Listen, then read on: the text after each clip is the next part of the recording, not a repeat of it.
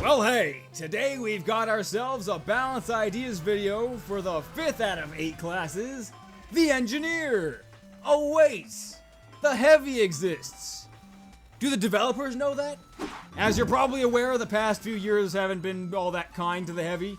For the most part, if he's not been ignored, he's been nerfed. And considering that most of his unlocks are kinda mediocre, or at least overshadowed by the standard Miniguns / Tomislav, Sandvich, and Gloves of Running Urgently, that probably doesn't help with the fact that a lot of people don't even find it that fun to play. I do though. Heavy is probably my current favorite class. So I've got some ideas on how to make him better. And that's what this video is. Heavy Balance Ideas. Join in the comments if you want, or something, whatever. Let's start. Okay, so for the most part, I tend to not really discuss ideas for balancing the basics of the class. That's a much deeper topic. But I don't think I could not talk about the Love and War minigun damage and accuracy nerf. It was unnecessary then, and it's unnecessary now. I mean, if you didn't know, since that update, all miniguns have reduced damage and accuracy for the first second after you spin up. I guess if you wanted to, you could work around this nerf and buff miniguns in a different way, but I'm just gonna say keep it nice and simple, and just remove it. Remove the ramp up. It was dumb. I was thinking about this next one for a while.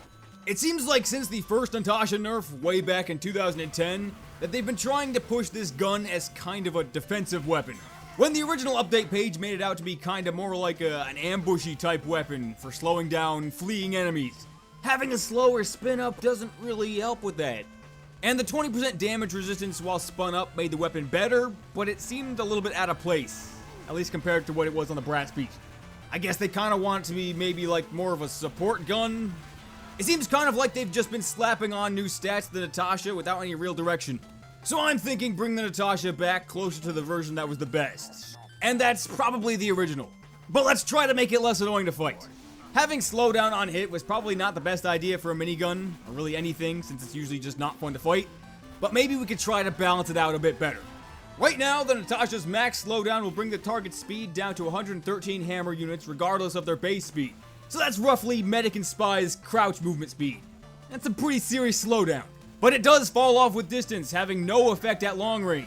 How about have the max slowdown at close range be minus 50% move speed on the target, and the minimum at long range be minus 10%. So that means a class like Engineer with 100% move speed will be slowed down to 50% instead of 38% at close range.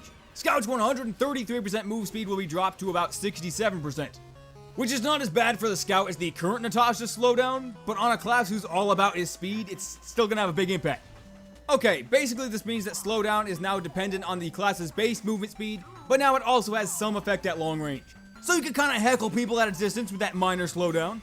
Then I'm gonna say remove both the slower spin up and the damage resistance when spun up and below 50% health. This way it spins up at the same speed as stock, but doesn't make you take less damage when you have below 150 health. I'm also gonna say add back the plus 50% max primary ammo on wearer that the Natascha had for a while. It didn't really fix anything, but it was kinda nice to have. Just 300 ammo. With that damage penalty, you're gonna use up a few more bullets to kill people. And speaking of the damage penalty, the Natascha's damage output is pretty poor compared to the other miniguns. I mean, that's fine, that's part of the weapon, but if we're trying to make the Natascha a little bit more offensive again, I'd say drop that penalty by a measly 5% from 25% to 20%. It would still have the lowest DPS of the miniguns, but now it's a max of about 30 or so more damage per second. And one final thing, a 10% accuracy penalty, meaning the cone of bullets you fire is very slightly wider.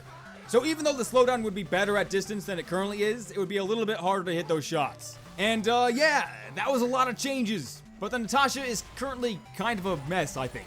There's probably plenty of ways you could go about rebalancing it, but I figured bringing it closer to the original version, which was pretty much the best one, and trying to balance it from there would maybe work best. It would spin up faster, making it better for ambushing people and stopping people who get too close, deal a little bit more damage, but also be a tiny bit less accurate, making it a little bit easier for people at mid and long ranges to escape. Maybe that would be better? More fun to fight? I don't know, maybe. The Natascha was kind of a complicated one. The Brass Beasts, not so much. First, just go back on the meter match nerf. I don't know who thought the Brass Beast was too good before that, but that change was bad. So now the 20% damage resistance now applies at any amount of health when spun up. But something I always thought the Brass Beast could have used, even before it got the damage resistance bonus, and before the Tomislav got something similar, was an accuracy bonus. The thing takes forever to spin up, and you could barely move when it's spun up, so that gives the enemy plenty of time to run away. The farther they get away, the less damage you're going to do, and the less bullets you're going to hit. At that point, you just gotta pick up your minigun and waddle towards them to spin up again. If the weapon was, say, 20% more accurate, like the Tomislav, you'd be a bigger danger from a distance instead of just a sitting duck. A lot of the time when people talk about buffing the Brass Beast, they'll mention reducing the downsides, and I mean that's always an option for making it better, but it also reduces what makes the beast unique. The slow spin up makes you very easy to ambush, and the slow movement speed means you're not gonna be very mobile. But once you actually get spun up, you should be a real threat. Super high damage output, better accuracy, and you take less damage, well, you can barely move. And there you go, the Brass Beast is better. You might even be able to go even farther in buffing the Brass Beast, but I think this is a good enough starting point. I generally like the changes made to the Huo-Long Heater in Meet Your Match. It made the weapon a bit more unique, and also encourages teamwork with pyros, but the weapon is still, overall, just... One thing I didn't even notice when it first got the change is that the 10% damage penalty doesn't just apply to non-burning players. Meaning, compared to the minigun, the heater doesn't do 25% more damage to burning enemies, it only deals 12.5% more, which is a lot less impressive. Let's make it so the damage penalty now does just apply to burning enemies and reduce the damage bonus against burning players from 25% to 20%. That way, essentially, it does Brass Beast damage against ignited targets, which is more than it currently does. Then let's make the main feature better. The flame ring is not all that impressive. Maybe we could increase the radius a bit. Say to where I would now be hitting this guy with the flames. Right now, it's pretty easy to get close to heavy and still avoid the ring. As long as you're spun up, enemies should be afraid to get anywhere near that flame ring and get blown away by that extra damage. This way, the heater still drains your ammo and does a little bit less damage, but both of its upsides would have a more significant impact. You know the worst part about the Dalokohs Bar? It's that it has to compete with the Sandvich. The bar isn't even really bad, but the Sandvich is mostly better. It restores 3 times as much health and heals teammates more. Here's how you could give the old Sandvich a run for its money. Make it so the Dalokohs Bar's dropped health kit can be used by the heavy who dropped it. Back in the day, you used to be able to do that with the Sandvich, and it also acted as a medium health kit. But with the bar, drops is only a small health kit, so that kind of balances out a bit better. And unlike the Sandvich or the Buffalo Steak, the bar doesn't even have its own unique dropped model. It's just the Halloween mini health. So now if you need health fast, you can just throw it down for a quick 62 health. But this will come at the cost of increasing its recharge time from 10 seconds to 15, which is still about half the time it takes for the Sandvich to recharge. So that's still pretty good. And it should probably be in the description somewhere, so put that there. And there you go, the Dalokohs Bar gets some more uses. Be pretty good. The Buffalo Steak can make for a fun melee subclass for heavy, but the TF2 team seems content in just keeping it bad. The speed bonus it gives makes heavy very slightly faster than Pyro, Engineer, and Sniper, but the damage vulnerability kinda kills it. When you see a giant heavy running towards you with his glowing fists, you're probably just gonna shoot him, and then when you do, it's gonna do a lot more damage. Nix the whole damage vulnerability. Being restricted to your melee is downside enough. Melee heavy is a fun idea, but if you're playing that, you're probably not going to want to stop your rampage to eat another steak every 15 seconds. Have it so that the user is still locked into their melee for 15 seconds, but the effects of the steak last until you switch weapons. Meaning after that time is up, you can keep running around and punching people as long as you like. But this will come at the cost of a 50% slower melee holster while under its effects. And that just means you won't be able to take out your minigun quite as quickly. And also, while we're at it, why not make the steak heal just a tiny amount? Say 50. So the Sandvich heals 300, the Dalokohs Bar heals 100, and the steak 50.